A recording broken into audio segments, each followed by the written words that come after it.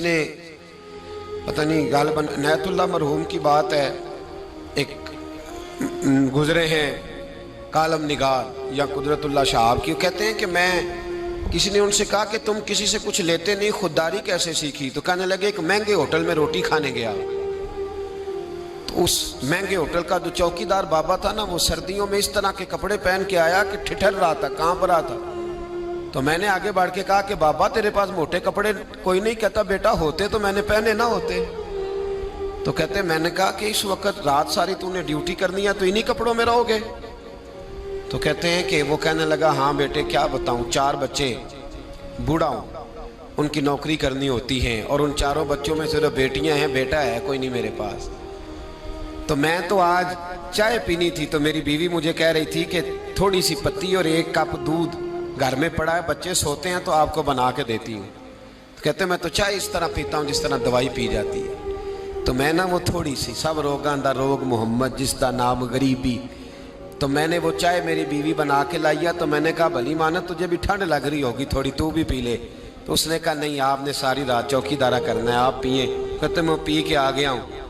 कहते ऐन इशा का वक्त था, सर्दी का मौसम था, घास थी बाहर, होटल के बाबा खड़ा था। कहते मैंने ना बाबे की बात सुनी तो मैंने समझा कि इस वक्त का सबसे बड़ा सखी मैं ही हूं, और मैं लगा हूं कारून के खजाने को जूता मारने, लगा हूं मैं बहुत बड़ी सखावत करने। कहते मैंने जेब में हाथ डाला और 5 आने निकाल के बाबे को दिए। मैंने कहा बाबा ले जाओ, इकट्ठी चीनी ले जाओ। और 5 आने का बड़ा कुछ आया करता था उस जमाने में, इकट्ठी चीनी और पत्ती ले जाओ और घर में चाय पियो। कहते इतनी देर हुई तो इशा की अजान हो गई, और जब मुअज्जिन ने अजान पढ़ी और मैंने 5 आने बढ़ाए तो बाबे ने लपेट के मुझे दिए। कहने लगे मैं तो तुझे अच्छा आदमी समझा था, तूने मुझे क्या समझ लिया है? मैंने अच्छा समझ के दुखड़ा सुनाया और तू मुझे क्या समझ बैठा? ये आरज़ुए करम और मैं आपसे करूं? ये भीख उसको दीजिए जिसका खुदा ना हो, ये भीख उसको दीजिए जिसका खुदा ना हो। कहा जा रख अपने पैसे। और कहते हैं फिर मैंने उस बाबे को देखा, उसने जूते उतारे और ठंडी घास पे उसने अल्लाह अकबर कह के नमाज की नियत बांधी। और कहते हैं जब वो सजदे में गया तो मैं महवे हैरत था, और जब बाबा अत्ताहियात पे बैठा तो मैं रो रहा था।